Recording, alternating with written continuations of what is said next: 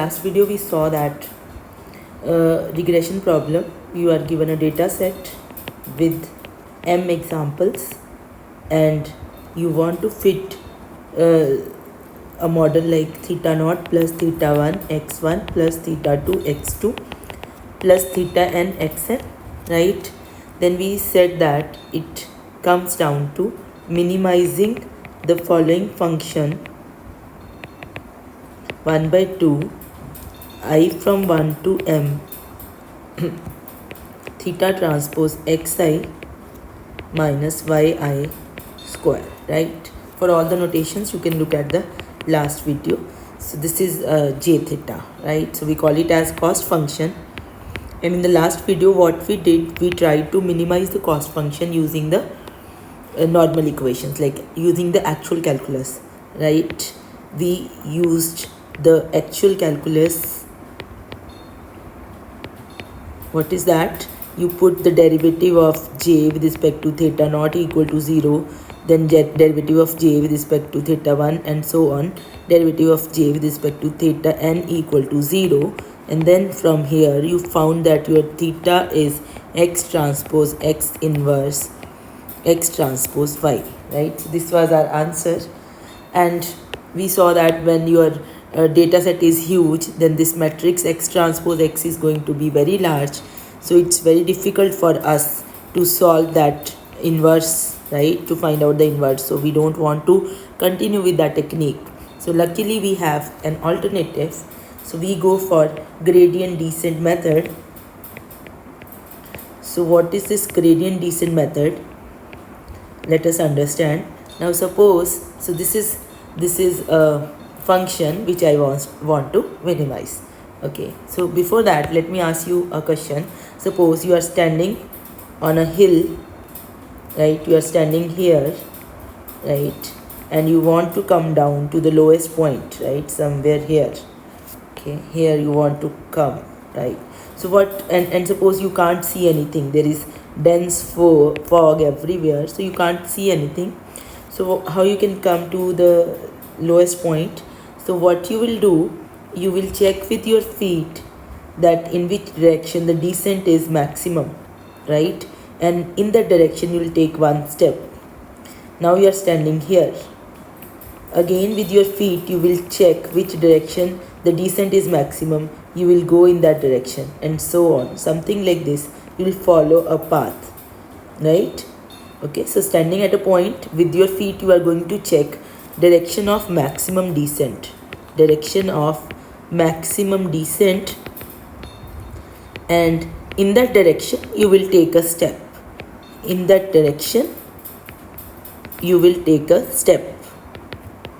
Now if you take a very big step, you are going to fall down, right?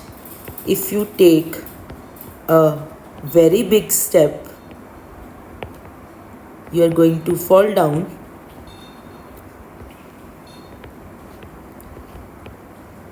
And if you take a very small step, it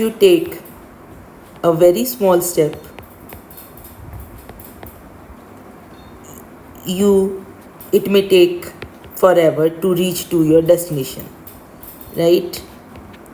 Forever to reach to your destination. So that means you have to take an optimal step. So that means you have to take an optimal step, right? So so this is the theory behind gradient descent method. Now what we do in gradient descent method, so suppose this is the function, suppose f of theta, okay, let us, because we are calling it as j of theta is the function which, it is a function of theta, and I want to minimize it, right? So what I am going to do, I'll stand, suppose I'll make a surface, I'll make the surface y is equal to j theta, or if you don't want to call it y, let us call it as something else, z is equal to say j theta. So it is some kind of surface, right? We can just, let me make it like a curve so that I can tell you what I'm talking about, right? So you have something like this. Suppose this is the surface of j theta, right? Depends on how many features are there. So j theta can be 1 dimensional, 2 dimensional, 3 dimensional, and so on, right? So you want to reach here. Okay, so you'll start from a random point,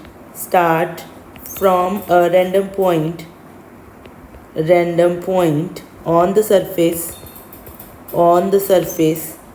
So how a random point is defined on the surface? Because it is a function of theta naught, theta 1 and theta n.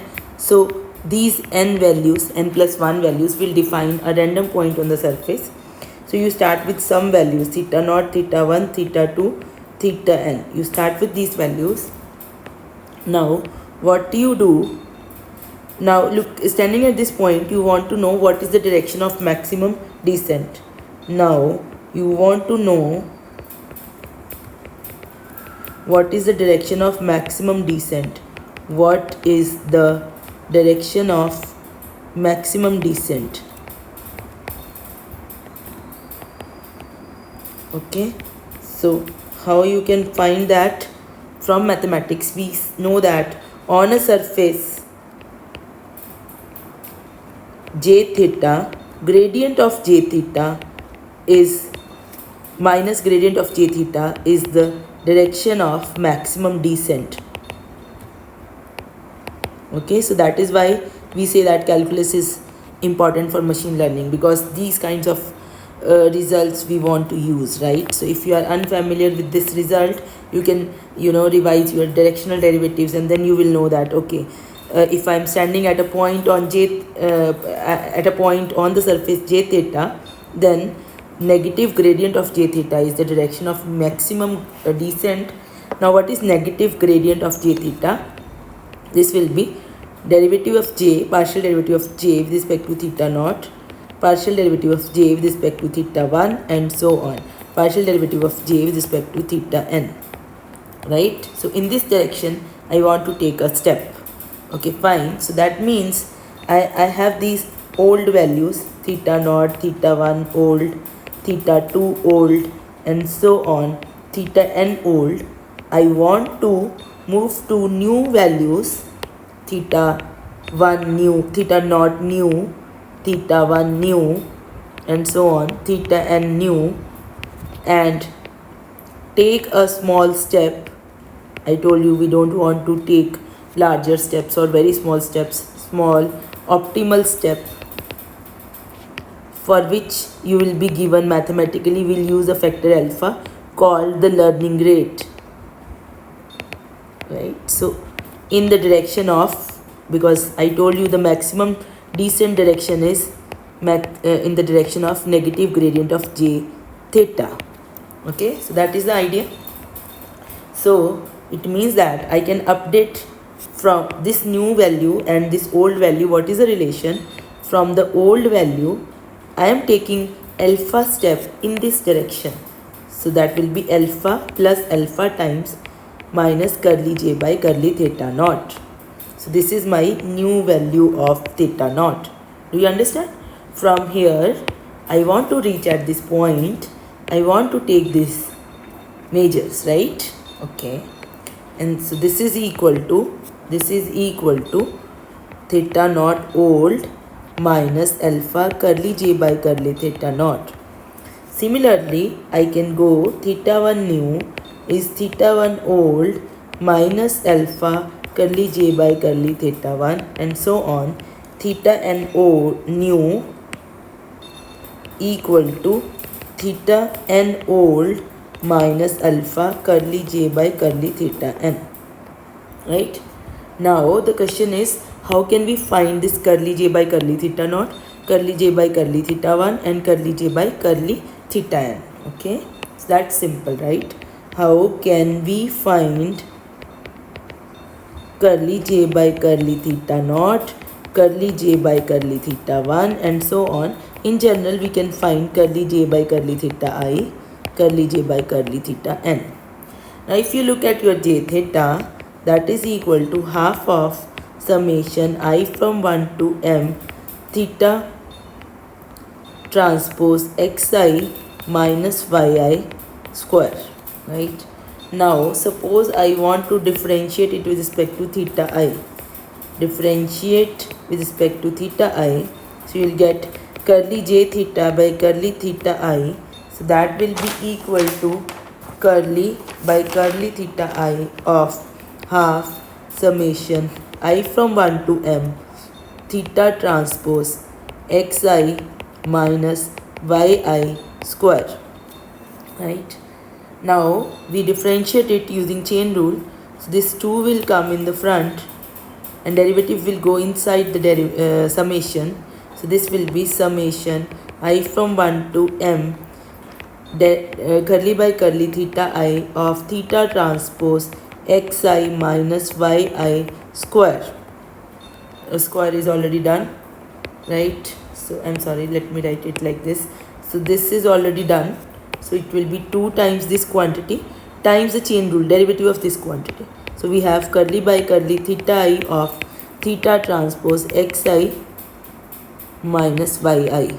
Okay, I should because I is running here, so I should put it j so that we are not confused. Okay, so I'm differentiating with respect to theta j, not a problem. So now if you look at this quantity, what is this quantity? This quantity is theta naught plus theta 1 x1 ith component, ith instance, theta 2 ith instance taken component, and so on, theta j x j ith component, and so on. Now and there is no theta involved here, so derivative with respect to theta j here will be 0. So this is equal to I from 1 to m theta transpose xi minus yi, and then here when you differentiate this quantity with respect to theta j, you will get this here xj ith instance. So this will be xj ith instance, right? So this is my curly j by curly theta j. So that means how I have to update. So I have to update, you see, theta naught new will be theta naught old minus alpha times this, putting theta equal to j equal to 0. So xi 0 is 1, you can see here. So this will be I from 1 to m theta transpose xi minus yi into 1, and then theta 1 has to be updated as minus alpha I from 1 to m theta transpose xi minus yi times, this will be x ith instance first component, and so on, and theta n new will be theta n old minus alpha I from 1 to m theta transpose xi minus yi into ith instance nth component, right? So this is the gradient descent method, and we have to repeat till we reach to the minimum of the surface. Now how do we know that we have reached to the minimum? For that, so now how many times we have to repeat this process? Now you have to update these thetas again and again, and you keep on doing this. We have to perform iterations till j of theta is very small, or we fix the number of iterations in the beginning, something like that. Fix the number of iterations in the beginning, right? So this is the whole idea of doing these things. Now let us work on one problem where we'll be using gradient descent to find out our regression line. So what we can do here is, let me take this data set x1, x2, y. So you have this 1, 2, 2, 3, 5, 7. Question is that fit a linear regression model, linear regression model with initial values of thetas as theta naught equal to 0, theta 1 equal to 0, and theta 2 equal to 0, and alpha equal to 0.1. So now you see what you have to do here is you have to update. Theta naught new will be theta naught old minus alpha times summation I from 1 to, there are two examples, m, right? So you have theta transpose x minus y, right? So what does that mean? That means you have to do this thing, theta naught, right? Initially we have theta naught 0, theta 1 0, theta 2 0. So this means we are talking about what is theta transpose xi, that is theta naught plus theta 1 x1 plus theta 2 x2. So for this first example it will be 0 plus 0 into x1 is your 1, 0 plus 0 into x1 is 1 plus 0, x2 is 2, right, minus yi is 5. So I'll get here, this is old value is 0 minus 0.1 times, here I'll get minus 5, right? This is for I equal to 1. Then for I equal to 2, I have to put this thing, so it will be 0 plus 0 into 2 plus 0 into 3 minus 7, so minus 7, right? If I do this, so theta naught new is minus 1.2 plus 1.2. Similarly, I can update my theta 1. Theta 1 new will be theta 1 old minus alpha I from 1 to 2 theta transpose xi minus yi times the first component, xith first component, right? So these things will remain same, so minus 5 and minus 7, but they will be multiplied with 1 and 2, right? So this will be minus 5 into 1 minus 7 into 2, right? And here it is 0.1, this is 0, so I'll get the updated value of theta 1 as 1.9, and then update value of theta 2 would be, this is 0, this is 0.1, then this is minus 5. Now you have to multiply with the second component, which is 2 and then 3. So it will be 2 minus 7 into 3, this will be 3.1. So I get my next updated values, 1.2, 1.9 and 3.1. So now my model looks like 1.2 plus 1.9 x1 plus 3.1 x2. I can update it more, right? So I can keep on doing it, right? So here in this video I wanted to tell you that okay, we can do the hand calculations.